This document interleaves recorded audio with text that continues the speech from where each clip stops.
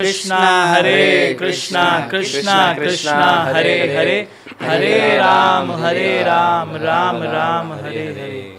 नमः ओं विष्णुपदाय कृष्ण पृष्ठाय भूतले श्रीमते भक्ति वेदांता स्वामी निति नामिने नमस्ते सरस्वती देवे गौरवाणी प्रचारिणे निर्विशेष शून्यवादी पाश्चात्य देश तारिणे। Hare Krishna. International society for Krishna consciousness अंतर्राष्ट्रीय कृष्ण भावनामृत संघ इस्कॉन श्रीधाम मायापुर द्वारा संचालित एवं मायापुर टीवी द्वारा प्रसारित आपके आध्यात्मिक प्रश्नों का ये कार्यक्रम मायापुर लाइव टॉक शो में सभी भक्तों का, सभी दर्शकों का हार्दिक स्वागत है। आज हमारे समक्ष 3 भक्त मौजूद हैं प्रति सप्ताह की तरह, जो हमारे आध्यात्मिक प्रश्नों के उत्तर देने वाले हैं। आपकी स्क्रीन पर एक नंबर फ्लैश हो रहा है 6297773729 6297773729। इस नंबर पर आप व्हाट्सएप, टेलीग्राम या नॉर्मल मैसेज के माध्यम से अपने आध्यात्मिक प्रश्न भेज सकते हैं और आज जो हमारे समक्ष भक्त प्रस्तुत हैं वे उन प्रश्नों के उत्तर देने का प्रयास करेंगे। तो जब तक कि सबके प्रश्न आना शुरू होते हैं तब तक हम आज के हमारे स्पीकर्स उनसे उनके जीवन के बारे में जानना चाहेंगे कि वे किस प्रकार आध्यात्मिक जीवन को प्राप्त किए, कैसे शिला प्रभुपाद के चरणों में अपना जीवन समर्पित किए और क्या चीज़ उनको आकर्षित किए जिसके कारण वे भक्ति में आ सके। तो हलदर कृपा प्रभु। हरे कृष्णा। कृपया आप अपने जीवन के कुछ हमें प्रेरणा देने वाले ऐसे जो आपको कैसे शुरुआत हुआ आध्यात्मिक जीवन का थोड़ा बताइए। हरे कृष्णा। तो आध्यात्मिक जीवन की शुरुआत मेरी जो हुई है वो मेरे एजुकेशन के समय, जब मैं अपना ग्रेजुएशन कर रहा था इंजीनियरिंग। तो मैंने जब इंजीनियरिंग किया तो सेकेंड ईयर में मैं कॉलेज प्रीचिंग के जो डिवोटीज़ है उनके कांटेक्ट में आया और उसके बाद में फिर धीरे धीरे इंटरेस्ट बढ़ने लगा, क्योंकि पहले से ही मेरा इंक्लिनेशन था पूजा पाठ करना। और फिर सोचा कि ये भगवत गीता सिखाते हैं, अपना ही कोई धर्म ग्रंथ है तो चलो जानते हैं इसके बारे में। तो फिर हर रविवार के प्रोग्राम में मैं जाता था और धीरे धीरे मुझे अच्छा लगने लगा कि अच्छे लोग हैं, तो फिर जुड़ गया। और फिर धीरे धीरे हमारे सीनियर ने फोर्स किया हमें कि आप इतने अच्छे भक्त हैं, भक्ति करते हैं, शुरुआत की है तो इसे दृढ़ता से क्यों नहीं करते। तो फिर उन्होंने कुछ स्टेप्स बताए, कुछ जीवन में पड़ाव डाले उन्होंने हमारे, और फिर जाके कुछ डिसीजंस लिए मैंने कि चलो अभी गलत संगत छोड़ के, इंजीनियरिंग के जो गलत संगत थी उसे छोड़ के हमने इस पथ पर चलना है। तो इस प्रकार से फिर हमने भक्ति की शुरुआत की और धीरे धीरे करते वैष्णवों की कृपा से और हमारे सीनियर की गाइडेंस से ज़िंदगी जीने का प्रयास किया और आज यहाँ पर है, सोच नहीं सकते। हरे कृष्ण। तो बहुत अच्छा प्रभु जी का जीवन रहा। तो जो आयु बिगड़ने के लिए होती है, जब कॉलेज में जाते हैं तो उस समय पर जाकर गलत संगति करना और शराब, सिगरेट, मांसाहार, अलग अलग प्रकार से, अलग अलग तरीक़ों से जो है वो जीवन व्यतीत करना, और वही आदतें जो व्यक्ति अपने जीवन पे डाल लेता है उसको जीवन भर चलता रहता है। वो कोशिश करता है कि मैं छोड़ दूं, लेकिन जो उसने अपने युवा समय में जो आदतें धारण कर लिए और वही वो उसके जीवन भर उसको साथ लेकर चलना पड़ता है। तो उसी आयु में हलदर कृपा प्रभु जी ने जो है वो भक्ति को स्वीकार किया और अपनी जिज्ञासा को और आगे बढ़ाया और आज हमारे समक्ष यहाँ बैठे हैं श्रीधाम मायापुर में और दूसरों को सहायता कर रहे हैं कि वे कैसे अपने आध्यात्मिक जीवन को आगे बढ़ा सकते हैं। दूसरे हमारे स्पीकर हैं सुबल कनाई प्रभु जी। तो कृपया कर आप भी अपने जीवन का कुछ बातें हमारे से साझा कीजिए। हरे कृष्णा।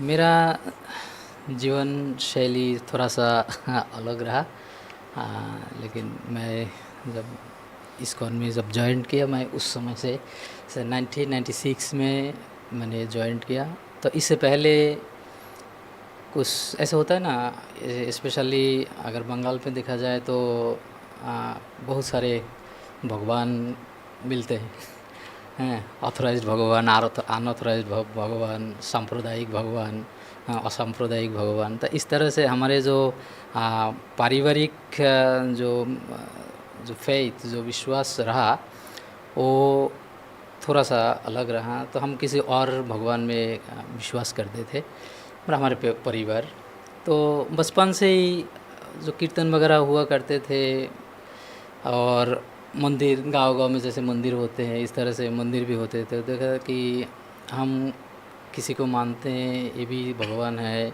फिर राधा कृष्ण ये भी भगवान है, रामचंद्र जी भी भगवान है, फिर चैतन्य महाप्रभु ये भी भगवान है। तो ये भगवान का लीला को समझ नहीं आ पा रहे थे। ऐसे उम्र भी छोटा ही था, तो 10-12 साल की उम्र से ही मतलब इस प्रकार के प्रश्न कुछ मन में घूम रहे थे। तो मेरे एक चाचा रे भाई थे, वो बहुत अच्छा कीर्तन करते थे। तो वो कभी कभी गांव में होता नहीं कि कोई प्रोग्राम, जैसे ड्रामा हम कह सकते हैं, जो ड्रामा होते हैं, तो इस तरह से गांव में कुछ प्रोग्राम्स ऐसे होते हैं जिसमें लीला, भगवान के लीला के ऊपर कोई ड्रामा होते हैं। तो स्पेशली बंगाल में बहुत निमाई सन्नास वगैरह ऐसे बहुत सारे ड्रामा होते हैं। तो उसमें जाके जो चैतन्य महाप्रभु के जीवन चरित्र हमने देखा, तो बहुत इम्प्रेसिव था कि चैतन्य महाप्रभु का जो बचपन कैसे रहा, फिर सन्यास लेके फिर भगवान नाम का प्रचार किया। तो मेरा करीब 12-13 साल की उम्र होगा उस समय। तो उस समय से मेरे को बहुत ये चीज़ को बहुत गहराई से समझने की इच्छा हुई। तो उस समय जब ये देखा, अचानक से एक व्यक्ति वहाँ पे हमारे गांव में वो गए कुछ न्यूज़पेपर्स जैसे पेपर्स लेके। हाँ, तो वो जैसे हरे कृष्ण संकीर्तन समाचार करके एक मासिक पेपर निकालते हैं बंगाल में, और दूसरा है भगवत दर्शन। तो वो कुछ न्यूज़पेपर्स, वो पेपर्स ऐसे बेचते थे। तो जब उनसे बात हुआ, तो बात होने के बाद उन्हें आए एक जगह पे, तो उनसे एक व्यक्ति बात कर रहे थे, मैं पास में था, देखा तो वो बहुत इंटरेस्टिंग लगा। तो उन्होंने बताया कि भगवान को हम किस तरह से जान सकते हैं। तो जब इस तरह के कुछ आभास उनसे मिला, तो फिर मेरा बहुत इच्छा हुआ, लेकिन हमारे पास ऐसे कोई ऑप्शन नहीं था कि कैसे इसको ढूंढें। तो क्या हुआ कि उसके कुछ दिनों बाद हमारे गांव में एक प्रोग्राम हुआ इस्कॉन का। तो इस्कॉन का ही प्रोग्राम था, पंडाल प्रोग्राम। तो उसमें बहुत सारे ब्रह्मचारी लोग आए थे, विदेशी भक्त लोग आए थे प्रोग्राम में। तो बहुत अच्छा, बहुत बड़ा प्रोग्राम हुआ था। तो हज़ारों लोग उसमें आए। तो उस समय करीब मैं 14 साल का था। तो वो प्रोग्राम देख के मुझे मतलब आश्चर्य लगा कि अभी भी हमारे सनातन धर्म में, हिंदू धर्म में, तो हम हिंदू धर्म करके जानते थे, इस तरह की प्रचार है। और बचपन से मेरे मन में एक था कि मेरे को ऐसा कुछ करना है, थोड़ा सा अलग हो सबसे। लेकिन दुर्भाग्यवश कि हमारा पारिवारिक स्थिति ऐसा था कि लिखाई पढ़ाई की ओर हम जा नहीं पाए, क्योंकि हम बहुत ही एक मध्यम वर्गीय परिवार के हैं। तो हमारे पिताजी, जो हमारे बैकग्राउंड रहा, फैमिली बैकग्राउंड, वो बहुत ही करुण दृश्य है। तो मैं उसमें नहीं जाऊंगा इस समय। तो एनीवे, वो प्रोग्राम देखा, उसके बाद मेरे मन में हुआ कि ये एक चीज़ है जिसमें कुछ ऐसा है जो अपने जीवन को सुधार सकते हैं। तो उस समय से बहुत एक अनुप्रेरणा हुआ कि हम कैसे इस विषय को प्राप्त करें। तो वो जो प्रभु जी वहाँ पे पहले आए थे, तो वो प्रोग्राम के बाद वो कंटिन्यूअसली वहाँ पे आते रहे, और वो कुछ उस समय कुछ पुस्तक वो वितरण करने लगे। तो उसमें से उस समय हमारे पास पैसा भी नहीं हुआ करते थे उतना। तो मैं एक भक्त नहीं, मेरे एक दोस्त थे, तो मैं उनसे उधार लेके एक छोटा सा पुस्तक खरीदा था श्रील प्रभुपाद जी का। लेकिन मेरे को सुनने में आया था कि प्रभुपाद जी का वही एक ही पुस्तक है जो कि उन्होंने बंगाली में लिखा। वे कहाँ तक सच है मुझे पता नहीं। तो बंगाली में वो पुस्तक का नाम है कृष्ण भावनार अमृत। वो ऑलमोस्ट सिमिलर है the science of self realisation. उस बुक के कुछ टॉपिक्स उसके साथ मिक्स है पर सेम नहीं है, वो थोड़ा सा और छोटा बुक है। तो मैं मेरे एक दोस्त से 25 रुपये उस समय उसका कीमत था, तो मैं वो पुस्तक उधार करके पैसा लेके फिर मैं वो पुस्तक को पढ़ा। तो उसमें एक टॉपिक था गुरु के बारे में, एक चैप्टर उसमें गुरु के बारे में था कि हर जीवन में हमें माता पिता भाई बंधु परिवार सब कुछ मिलते हैं, लेकिन एक जो सत गुरुदेव है जो भगवान से किसी से जोड़ते हैं, ये हर जीवन में नहीं मिलते। तो वो जो पॉइंट है वो मुझे अटैक किया था। तो उसके बाद मैंने जब निर्णय किया कि मुझे इस सोसाइटी के साथ जोड़ना है, तो मैं इंतज़ार करते रहा कि वो प्रभु जी फिर कब आएंगे दोबारा। अच्छा। तो जब वो प्रभु जी आने के बाद उनसे मैंने बात किया कि प्रभु आपके साथ कैसे जा सकता है, जोड़ कैसे सकता है। तो उन्होंने काफ़ी चीज़ मुझे समझाए।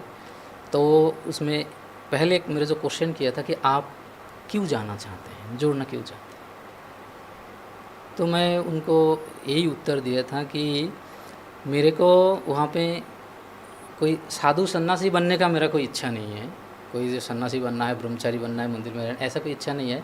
लेकिन जहाँ तक वो पुस्तक तब तक मैं पढ़ लिया था, पढ़ने के बाद फिर मैं बोला कि मुझे लग रहा है कि इस समय अगर कोई सद गुरुदेव मिल सकता है कहीं, तो वो इस्कॉन में होगा।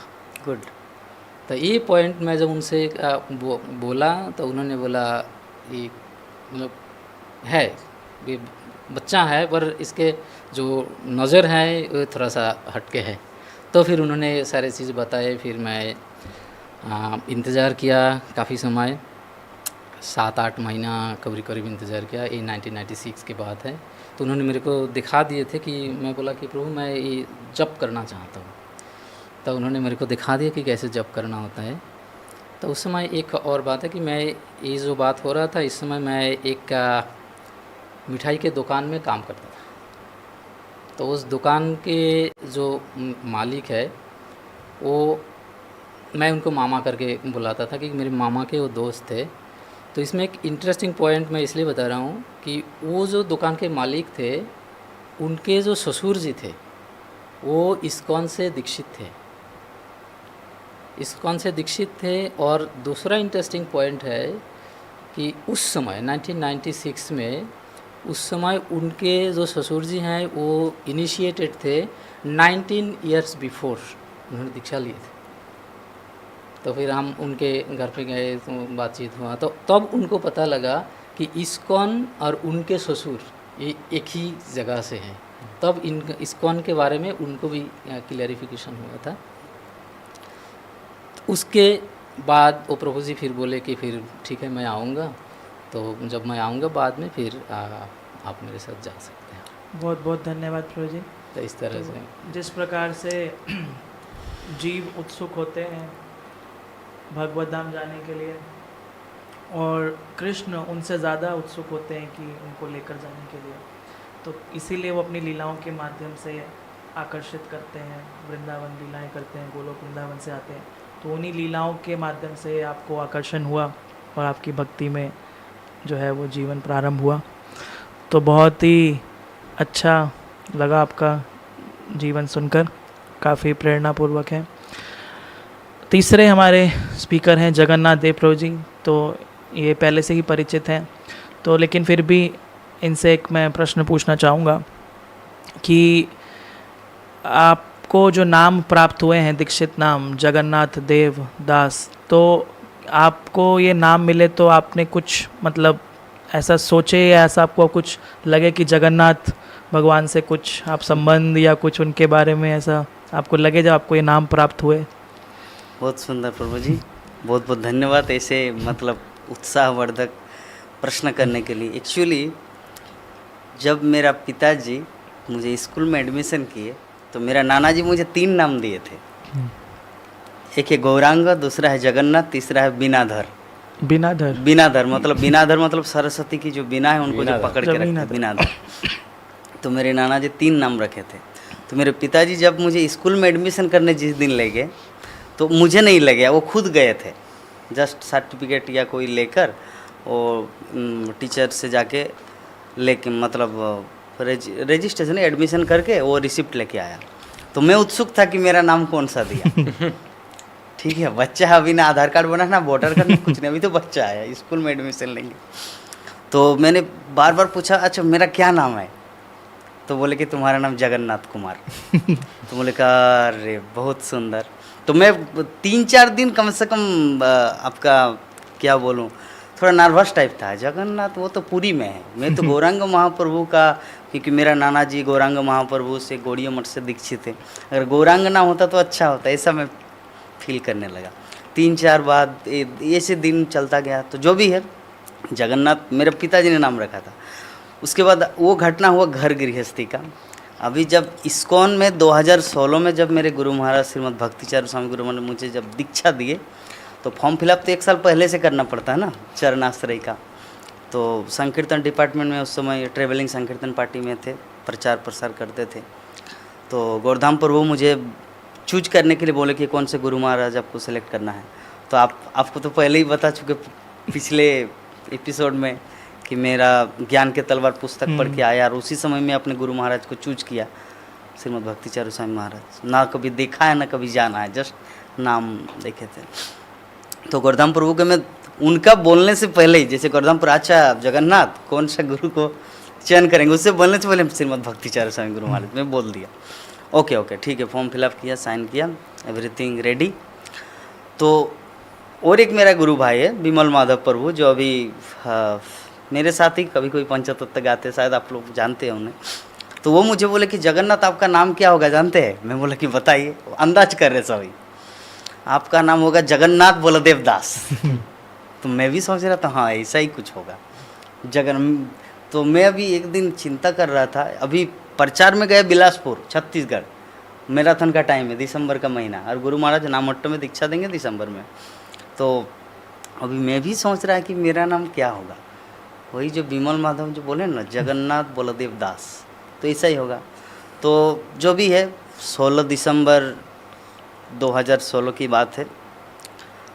तो नामट्टो में जो 153 भक्तों का दीक्षा होगा उसमें से पहला नंबर मेरा है।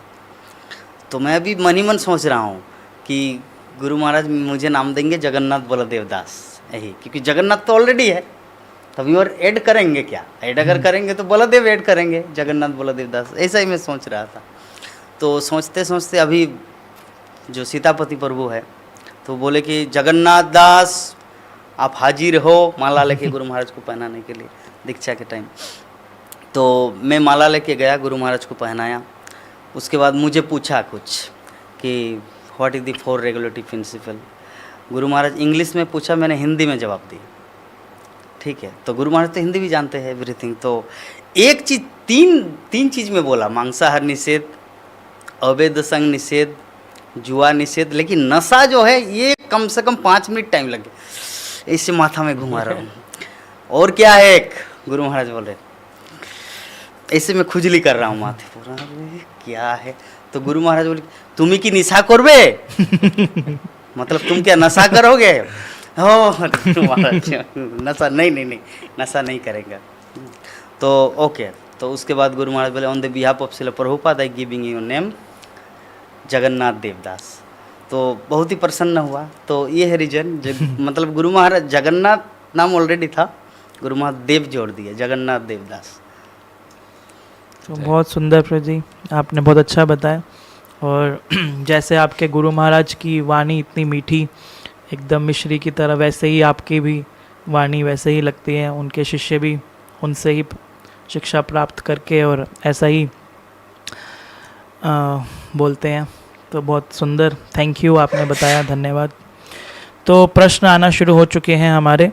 तो जो दर्शक हमारे को देख पा रहे हैं केबल टीवी के माध्यम से, यूट्यूब के माध्यम से, फेसबुक के माध्यम से, तो अपने प्रश्न भेज सकते हैं। जो नंबर फ्लैश हो रहा है 6297773729। तो जो प्रश्न आ गए हैं हम एक एक करके प्रश्न लेते हैं। तो पहला प्रश्न हल्दर कृपा प्रभु जी से है। राहुल अरोड़ा हरिद्वार से लिख रहे हैं, हरे कृष्णा, दंडवत प्रणाम। मैंने हाल ही में अपना कॉलेज पूरा किया है और अब एक कंपनी में काम करता हूँ। तो तो कुछ सालों बाद मैं शादी करना चाहूँगा और ये नौकरी छोड़कर अपनी पत्नी के साथ मंदिर में सेवा करने और वहाँ के सब भक्तों के समर्पण होकर मैं अपना जीवन व्यतीत करना चाहूँगा। तो क्या शादी के बाद भी सारी भौतिक संपत्ति छोड़कर सेवा करना संभव है? और आजीविका का ख्याल कौन रखेगा? और बच्चों के प्रवेश के लिए कोई गुरुकुल है? क्या इस तरह की प्रणालियों का समर्थन करने के लिए कोई कृषि समुदाय, कोई फार्म कम्युनिटी, ऐसा कोई प्रोजेक्ट है? तो बहुत अच्छा प्रश्न और सही व्यक्ति से ही पूछा है। कॉलेज में ही प्रभु जी जुड़े थे और कॉलेज में ही ये अभी समाप्त करके ही आ रहे हैं, तो सही व्यक्ति से प्रश्न पूछ रहे हैं। तो जिस प्रकार से कह रहे हैं कि कॉलेज समाप्त करके जॉब कर रहे हैं और आगे चल के शादी करेंगे, और शादी करने के बाद में वो चाह रहे हैं कि समर्पण हो जाए, और इस प्रकार से समर्पण, जिस प्रकार से वो प्रश्न पूछ रहे हैं, तो समर्पण के भाव के लिए ज़रूरी नहीं है कि सब कुछ छोड़ना है। पहली बात तो ये जानना ज़रूरी है, आप जहाँ पर भी है, जैसे भी है, आप वहाँ पर रह के भी भक्ति कर सकते हैं। तो ये व्यक्तिगत रूप से प्रश्न का उत्तर अलग अलग हो सकता है, लेकिन आपको समर्पण करने के लिए सभी चीज़ों को छोड़ने की ज़रूरत नहीं है, किसी चीज़ को छोड़ने की ज़रूरत नहीं है। आपने अपने जो भी कार्य करते हैं, अपने घर पर रहकर, ऑफिस में रहकर, या शादी करने के बाद में, इन सभी कार्यों को कृष्ण से जोड़ना है। सबसे पहला महत्वपूर्ण बात यह है कि सभी कार्यों को कृष्ण से जोड़ना है और अपनी दिनचर्या को कृष्णमय बनाना है। ये सबसे महत्वपूर्ण वस्तु है हमारे जीवन में।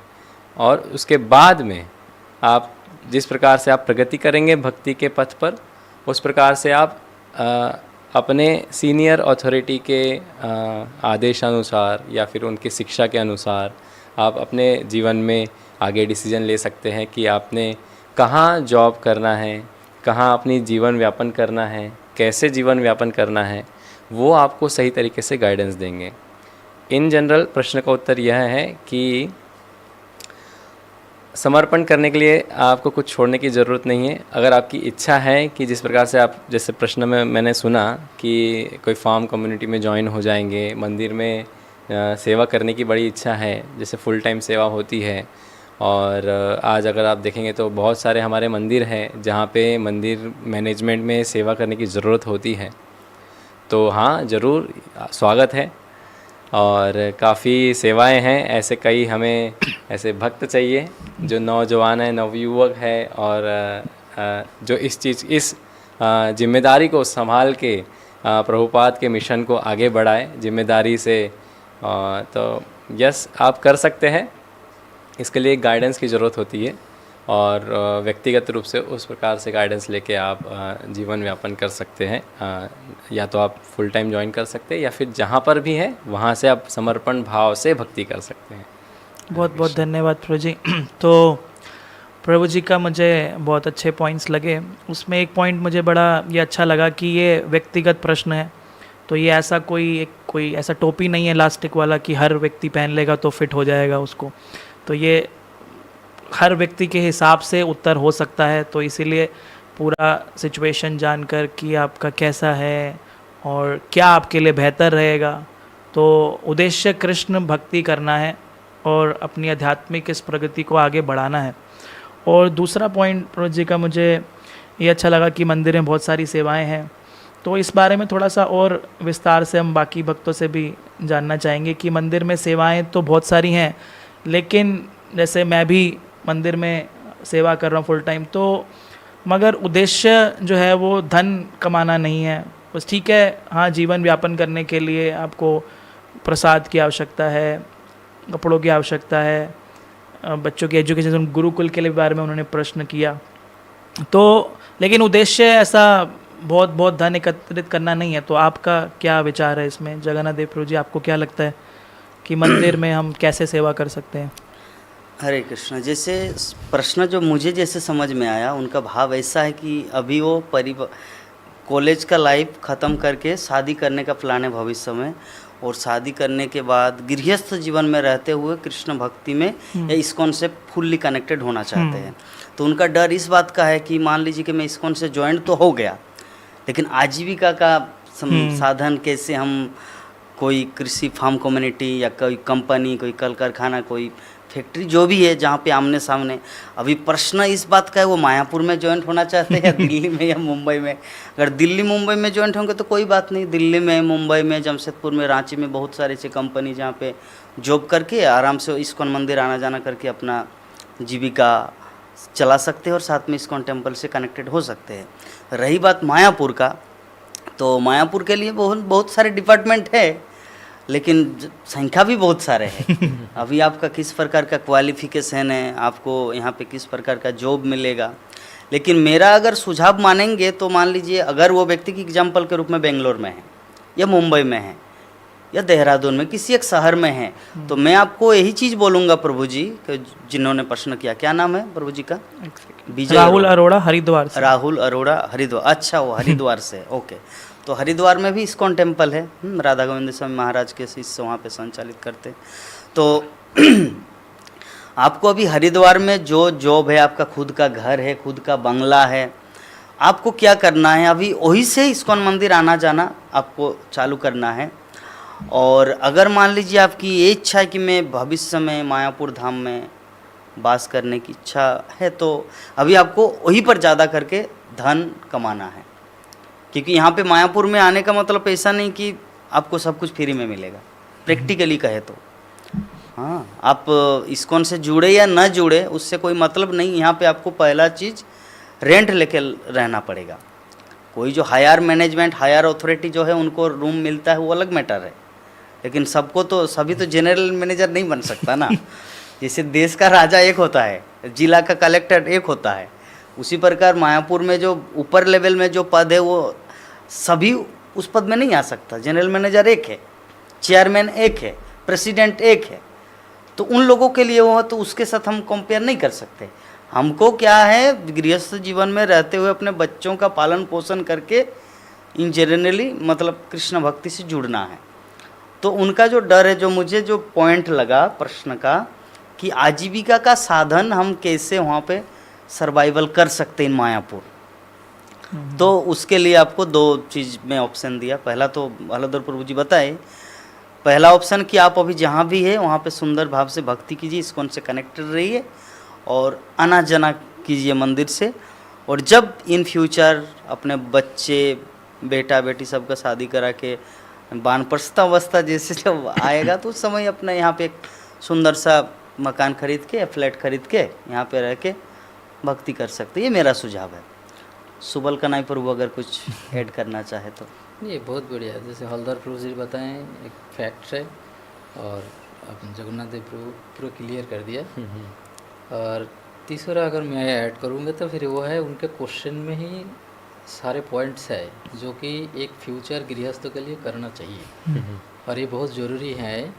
तो मेरा अगर शॉर्ट में सुझाव होगा तो यही है कि नज़दीकी कोई सेंटर में जाके किसी भक्त से जुड़े, और यही क्वेश्चन एक एक पॉइंट उन्होंने रखा है, बच्चों का कैसे होगा, अपना फैमिली कैसे मेंटेन होगा, तो यही सारे डिटेल किसी एक मतलब फेस टू फेस, हाँ, प्रैक्टिकल वे जाके एक भक्तों से वो सलाह ले और उनके गाइडेंस के हिसाब से फिर आप उसमें अपना सोच विचार भी ऐड करके कि उनका इच्छा आग्रह कितना स्ट्रांग है, फिर जो उनके भविष्य में उनके पत्नी, जो होने वाली पत्नी जो आएगी, उनके साथ कितना कोऑपरेट होगा, ये सब डिस्कस करना बहुत ज़रूरी है। तो क्वेश्चन बहुत सुंदर है, और आप इसका आंसर बहुत प्रैक्टिकल वे आपको आंसर मिलेगा। आप ज़रूर किसी नज़दीकी मंदिर के भक्तों के साथ जोड़िए और उनसे इस सब डिटेल आप पहले ज़रूर लेना, ये बहुत ज़रूरी है। तो बहुत अच्छा प्रभु जी ने, जगन्नाथ देव प्रभु जी ने भी काफ़ी प्रैक्टिकल बताया कि जिस केंद्र से आप, जिसके नज़दीक आप रहते हैं वहाँ पर जाइए और वहाँ से जुड़िए, वहाँ पे चीज़ों को समझिए, सेवाएं कीजिए। और सुबल कनाई प्रभु जी ने भी काफ़ी अच्छा बताया कि व्यक्तिगत रूप से जो प्रश्न उत्तर करेंगे तो पूरी स्थिति को आलंकन करके देखा जा सकता है कि आपके लिए क्या बेहतर है और किस तरह से किया जा सकता है। इनके प्रश्न में एक चीज़ छूट गई, जो ये गुरुकुल के बारे में पूछ रहे हैं कि बच्चों के लिए क्या यहाँ पर सुविधाएं उपलब्ध हैं, तो हलदर कृपा प्रभु जी आप थोड़ा सा बताएंगे बच्चों के लिए हमारे संस्था में क्या ऑप्शंस अवेलेबल हैं। बच्चों के लिए है, संस्था में बहुत सारे ऑप्शंस हैं, जैसे कि हर टेंपल में अपना अपना एक एजुकेशन सिस्टम होता है। तो अगर आपके नियर बाय मंदिर में अगर आपका कोई एजुकेशन सिस्टम चल रहा है, जैसे मैं देखता हूँ कि मुंबई में मीरा रोड में स्कूल है बच्चों के लिए, पुणे में देखते हैं, पुणे में भी उन्होंने अपना एक स्कूल खोला एजुकेशन सिस्टम, भक्तों ने मिलकर। हाँ, भक्तों ने मिलकर या फिर टेंपल मैनेजमेंट ने अपना स्टेट गवर्नमेंट या जो इंडियन एजुकेशन सिस्टम है उसको वहाँ पे लागू किया है, और उसके साथ में आध्यात्मिक शिक्षाओं को भी डाला हुआ है। तो ऐसा कुछ है आपके नियर बाय सेंटर में तो फिर आप वहाँ जुड़ सकते हैं। और अगर आप प्रश्न पूछ रहे हैं कि मायापुर में है, तो जिस प्रकार जगन्नाथ देव प्रभु एड्रेस कर रहे थे, तो फिर वहाँ पे मैं बोलना चाहूँगा, तो मायापुर में भी इस प्रकार की सिस्टम है। अलग अलग लेवल पे अलग अलग प्रकार के एजुकेशन बताए गए हैं, अलग अलग स्टेट बोर्ड है या फिर कैम्ब्रिज बोर्ड है या फिर जो कुछ भी है, इस प्रकार की सुविधाएं यहाँ पर उपलब्ध है, जिस प्रकार से बाहर भी उपलब्ध है। सिर्फ फ़र्क इतना है कि बाहर आध्यात्मिक शिक्षाओं को ज़्यादा महत्व नहीं दिया जाता, और इस्कॉन संस्था की तरफ से जो भी शिक्षा प्रणाली जो रखी गई है उसमें भौतिक शिक्षा के साथ में आध्यात्मिक शिक्षा को भी उतना ही महत्व दिया जाता है। तो यस, ये सुविधा यहाँ पर उपलब्ध है हमारी संस्था की तरफ से। बहुत बहुत धन्यवाद प्रभु जी। तो प्रभु जी ने जिस तरह से बताया कि स्कूल के ऑप्शंस अवेलेबल हैं बच्चों के लिए, तो मैं भी इसमें एक पॉइंट ऐड करना चाहूँगा कि इसमें भी ऐसा है कि अब कोई प्रश्न सोचे कि मतलब अब जहाँ पे पढ़ते हैं वहाँ से स्कूल से एडमिशन मतलब नाम कटवा लें, अब कोई दूसरे स्कूल में देखें, तो वो भी संभव है, किसी के लिए नहीं है कि कैसा है। तो दिल्ली का मुझे ध्यान आता है कि वहाँ पर लोग बच्चे सब अपने अपने स्कूल में जहाँ पर एडमिशन हो रखे हैं, कितने साल से पढ़ रहे हैं वहीं जा रहे हैं, लेकिन संडे गुरुकुल के नाम से एक मंदिर में एक प्रोग्राम स्टार्ट किए कि वहाँ पे बच्चे आते हैं, श्लोकास याद करते हैं, कुछ सीखते हैं भगवान के लिए भोग बनाना, तो ऐसी एक्टिविटीज़ वो करते हैं, प्रार्थनाएं याद करते हैं। तो ये ऑप्शंस भी अवेलेबल हैं हमारे साथ। तो अगले प्रश्न पे चलते हैं हम। तो सुबल कनाई प्रभु जी, ये विजेंद्र गुप्ता अजमेर से पूछ रहे हैं, गृहस्थ जीवन में प्रवेश करने से पहले पुरुष और महिला को किन नियमों और सिद्धांतों आध्यात्मिक और वैवाहिक का पालन करना चाहिए? उन्हें अपने वैवाहिक जीवन को भौतिक और आध्यात्मिक रूप से सफल बनाने के लिए खुद को कैसे तैयार करना चाहिए? गृहस्थ जीवन में एक पुरुष का एक वैवाहिक साथी और आध्यात्मिक साथी के रूप में क्या उत्तरदायित्व रिस्पॉन्सिबिलिटी है, कृपया स्पष्ट करें। हरे कृष्णा। मैं थोड़ा सा, क्योंकि काफ़ी सारी चीज़ें उन्होंने पूछ ली हैं, थोड़ा सा ब्रीफ कर देता हूँ कि गृहस्थ जीवन में जाने से पहले क्या चीज़ों का ध्यान रखना चाहिए, क्या जो है हमारा आध्यात्मिक सिद्धांतों का नियमों का पालन करना चाहिए, वैवाहिक जीवन को भौतिक और आध्यात्मिक तरीके से हम अच्छे से चला सकें तो इसके लिए कैसी तैयारी करें। और एक पुरुष, क्योंकि ये पुरुष हैं इसलिए अपनी जिम्मेवारी का ज़्यादा ध्यान रख रहे हैं कि मेरे को वैवाहिक साथी और आध्यात्मिक साथी के रूप में कैसे जो है वो उत्तरदायित्व निभाना चाहिए। प्रश्न बहुत गहरा है। जैसे गृहस्थ आश्रम एक बहुत एलोबरेट आश्रम है, प्रश्न भी ऐसा ही है, लेकिन एक चीज़ यहाँ पे क्लियर नहीं है कि प्रभु जी विवाहित हैं या अभी तक नहीं हैं। नहीं, ये प्रवेश करने से पहले की अपनी पूरी प्लानिंग हाँ, लेके चल रहे हैं। उन्होंने पूछा कि प्रवेश करने से पहले, हाँ, विवाह के पूर्व ही क्या पूछ रहे। तो इसमें बहुत सारे चीज़ें हैं गृहस्थ आश्रम में, बिकॉज हमने बहुत सारी चीज़ें फेस किए हैं जीवन में, क्योंकि मेरा जो जीवन रहा वो ब्रह्मचारी आश्रम में रहा पूरा, और उसके बाद गृहस्थ आश्रम में गया, तो बहुत सारी चीज़ें फेस करना होता है। तो उसमें जो, क्योंकि ये एक प्रैक्टिकल लाइफ है, और प्रैक्टिकल लाइफ में आप जो गृहस्थ आश्रम में आप जाएंगे तो उसमें बहुत सारी जिम्मेदारी है। जैसे हमारे शास्त्रों में ये सिद्धांत है कि जो 4 आश्रम है, ब्रह्मचारी, गृहस्थ, वानप्रस्थ, सन्यास, तो इसमें से 3 आश्रम डिपेंड हैं एक आश्रम के ऊपर। तो गृहस्थ एज ए डिवोशनल लाइफ, अगर हम भक्ति जीवन में इस बारे में बात करें तो हमें सबसे पहले तो ये सोचना है कि गृहस्थ जीवन में मैं अकेला गृहस्थ आश्रम में जा रहा हूँ और मेरा परिवार, हम इतना ही सोच के आगे नहीं चल पाएंगे, है कि नहीं।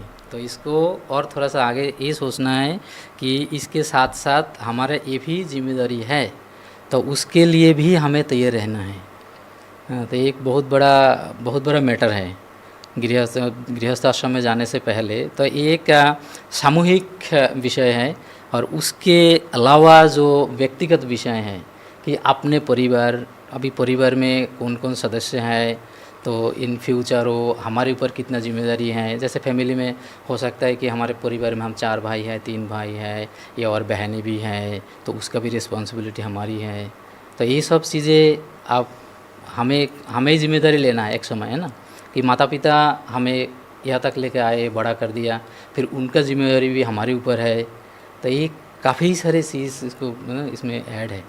ये गृहस्थ आश्रम में जाने से पहले, अगर बैचलर हैं तो गृहस्थ आश्रम में जाने से पहले कितना कुछ है, ये सब के बारे में सोचना है। और उसके साथ साथ इन सबको जिम्मेदारी के साथ चलाना, उसके लिए जो फाइनेंशियल जो सपोर्ट है उसका कितना हमारे पास है, कि किसी के पास तो फोर फादर्स हेरिटेज होते हैं, किसी का जीवन अपने निजी जीवन से ही शुरू होते हैं। तो ये फाइनेंशियल ये सब के बारे में भी विचार करना है। और उसके बाद अगर हम आते हैं कि गृहस्थ लाइफ में जैसे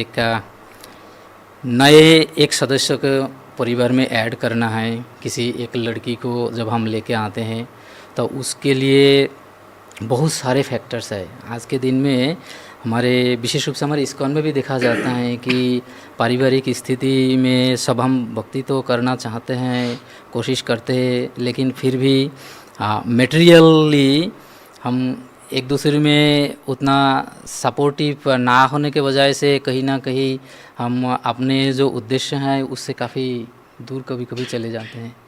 तो बहुत सारी चीज़ें हैं, तो उस समय वो भी हमें सोचना है। प्रभु जी के क्वेश्चन में बहुत सारे फैक्टर्स है एक्चुअली अगर सोचा जाए तो उसमें आध्यात्मिक जीवन, भौतिक जीवन। तो पहले तो आपको ये चीज़ सोचना है कि आपके ऊपर रिस्पॉन्सिबिलिटी कितना है विवाह से पहले, कि आपके पारिवारिक स्थिति क्या है, रिस्पॉन्सिबिलिटी कितना है। उसके बाद आप जब किसी एक नए सदस्य को आप घर पे फिर लाएंगे, उनका पूरा रिस्पॉन्सिबिलिटी आपका है। अभी पूरा रिस्पॉन्सिबिलिटी बताया जाए तो उसमें बहुत सारी चीज़ें हैं कि कभी कभी देखा जाता है कि हमारे एक ही परिवार में हर कोई एक तरह से उनको एक्सेप्ट नहीं भी करेंगे। वो भी रिस्पॉन्सिबिलिटी आपका है कि हमारे माता पिता उनको किस तरह से लेते हैं। और उसके साथ साथ वो भी बेचारी अगर दूसरे घर से आते हैं तो फुल्ली हमारे ऊपर ही डिपेंड है। तो उसके एक जो इमोशनल जो सपोर्ट वो सबसे बड़ा होता है। एक लड़की के लिए जहाँ खास करके देखा जाए तो सबसे बड़ा जो सपोर्ट उनके लिए होता है वो एक इमोशनल सपोर्ट होता है, क्योंकि वो एक परिवार को पूरा छोड़ के एक दूसरा परिवार में मिलते हैं। वो भी एक परिवार में मिलते हैं केवल एक ही बंदा के ऊपर डिपेंड करके, हाँ, भरोसा करके। मुझे एक बात ध्यान आती है कि गिरिराज महाराज एक बारी शेयर करते हैं कि 1969 में जब संस्था की शुरुआत हुई तो सब लोग ब्रह्मचारी थे, नए नए युवा पीढ़ी थे। तो एक भक्त ने उस समय विवाह किए तो प्रभुपाद से वो भी जानकारी पूछते थे कि मुझे कैसे गृहस्थ जीवन का जिम्मेवारी निभाना है, कि क्या होगा। तो प्रभुपाद उत्तर देते हैं कि एक हाथ और दूसरा हाथ, तो इन दोनों को आपस में प्रेम करना है या आपस में अच्छा मधुर संबंध रखना है तो वो ऐसे नहीं रख सकते। उनको बीच में से ये पेट से होकर गुजरना पड़ेगा। मतलब कि एक हाथ अगर पति है, दूसरा हाथ अगर पत्नी है, तो जो बीच में जो शरीर उनको बांध रहा है तो वो कृष्ण है। तो दोनों के बीच में सेंटर में कृष्ण होने चाहिए। तो सेंटर में कृष्ण है जिस परिवार के अंदर, जो उनका प्रश्न जिस तरह से वो कहना चाह रहे हैं कि क्या उनकी जिम्मेवारियां होंगी, कैसे वो जीवन एक कामयाब जीवन बिता सकते हैं। तो दोनों को सेंटर में कृष्ण अगर रखें तो हलदर कृपा प्रभु जी आप कुछ बताएंगे कैसे एक वैवाहिक जीवन में सेंटर में कृष्ण को रखा जा सकता है? अगर इस प्रश्न पे अगर हम लोग गौर करते हैं तो जहाँ तक मैं समझ पाया हूँ कि ये दो प्रश्न हैं। विवाह के पहले कैसे जीवन जीना है और विवाह के बाद में कैसे जीवन जीना है। तो जैसे प्रभु जी ये जो प्रश्न पूछ रहे हैं, तो विवाह के पहले उन्होंने कहा कि कोई लड़की है या लड़का है, स्त्री या पुरुष है, तो उन्होंने कैसे जीवन व्यापन करना चाहिए। और फिर विवाह के बाद में खुद के लिए पूछा है कि कैसे एक जिम्मेदार पति हमने होना चाहिए। तो पहले प्रश्न का उत्तर इस प्रकार से है कि अगर विवाह के पहले, जैसे श्रील प्रभुपाद कहा करते थे कि विवाह के पहले अगर कोई लड़का है तो लड़के ने ब्रह्मचर्य व्रत का पालन करना चाहिए और लड़की ने अपने स्त्री नारीत्व का पालन करना चाहिए, सतीत्व का पालन करना चाहिए। ये दो चीज़ श्रील प्रभुपाद ज़्यादा जोर देते थे। तो इससे क्या होगा कि इससे जब वह विवाह होने योग्य जब समय आएगा तो उस समय में सही डिसीजन ले पाएंगे। तो ये दो चीज़ ही है। एक्सप्लेन करने के लिए तो बहुत सारी चीज़ें होती है कि क्या करना चाहिए, कैसे जीवन व्यापन करना चाहिए। ये मुख्य दो चीज़ है। अगर कोई पालन करते, कोई स्त्री या कोई एक लड़की सतीत्व का पालन करते हुए जीवन व्यापन करती है और उसके बाद में शादी करती है, और तो वह डिसीजन काफ़ी सही माना जाता है। और एक पुरुष या फिर एक लड़का जब ब्रह्मचर्य व्रत का पालन करते हुए जीवन व्यापन करता है, इसके साथ में और बहुत सारी चीज़ें हैं, तो जब वो फिर आगे चल के जब डिसीजन लेता है तो वो काफ़ी सही साबित होता है। एक चीज़। दूसरा है कि शादी के बाद में जो गृहस्थ की जिम्मेदारी होती है वह यह होती है कि पहले तो वह अकेले थे, जैसे प्रभु जी कह रहे थे ना कि पहले हम अकेले जीवन व्यापन करते थे, लेकिन विवाह होने के बाद में आप दो हो चुके हैं और दो के साथ में और बहुत कोई है साथ में आगे पीछे आपके। तो आपने जो भी सोचना है, जिस प्रकार से जो भी डिसीजन लेना है अपने विवाहित जीवन में, वह यह सोचते हुए लेना है कि किस प्रकार से हम भक्तिमय जीवन का पालन करते हुए संग में आजीवन रहे और सेवा करते रहे, भगवान की सेवा करते रहे, प्रभुपाद की सेवा करते रहे। तो यहाँ पे फिर अनुपम श्रीवास्तव प्रश्न पूछे कि कैसे हम कृष्ण को सेंटर में रख सकते हैं। ये प्रश्न फिर प्रभु जी का आया विवाहित जीवन में।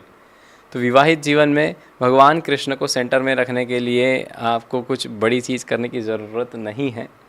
आपने जो कुछ भी आप करते हो, या फिर चाहे पत्नी हो या फिर पति हो, जो कुछ भी वे करते हैं वे कृष्ण की प्रशंसा के लिए करना है, यह सोचकर जीवन व्यापन करें। फिर सभी चीज़ें अपने आप कृष्ण को केंद्र में रख देगी। आपको अगर खाना है, प्रसाद खाना है या कुछ भी खाना है, पिज़्ज़ा खाना है, बर्गर खाना है, सैंडविच खाना है, तो वे ये सोच के खाए, वो यह सोच के बनाए कि कृष्ण को भोग लगा के हम लोग फिर खाएंगे करके। या फिर जैसे कि आजकल होता है कि फैशन होता है कि हमने ये कैसे आगे बढ़ाना है, ये फैशन होता है कि बड़े बड़े गैजेट्स यूज़ करना है, या फिर बड़ी बड़ी फैसिलिटीज़ में हमने रहना है, या फिर एसी यूज़ करना है, थर्ड एसी से याद आया, देखो अभी हम लोग जब मुंबई से रिटर्न आ रहे थे तब एक व्यक्ति मिले हमें और वो काफ़ी बड़े बिजनेसमैन थे। तो उन्होंने जस्ट एक प्रश्न पूछा कि आपका उद्देश्य क्या है आप लोगों के जीवन का। आप लोग इंग्लिश बोलते हैं, आप लोग थर्ड एसी में ट्रैवल करते हैं, धोती कुर्ता पहन के ट्रैवल करते हैं आप लोग, तो आप लोग जब अगर ऐसे रहना है, सिंपल लिविंग हाई थिंकिंग जब आप बोल रहे हैं, तो एसी में क्यों ट्रैवल करते हैं। तो उसके पहले मैंने उन्हें बताया था कि किस प्रकार से हम यूटिलिटी इज़ द प्रिंसिपल, कि हर वस्तुओं को, हर चीज़ों को, हमारी हर ज़रूरतमंद को कृष्ण से जोड़ देंगे तो कृष्ण भावना भावित हो जाएगी और उसका कर्म नहीं लगेगा। तो उन्होंने प्रश्न पूछा कि आप थर्ड एसी में क्यों ट्रैवल करते हैं फिर आप, अगर आप सिंपल लिविंग हाई थिंकिंग का फॉर्मूला अपनाते हैं। तो हमने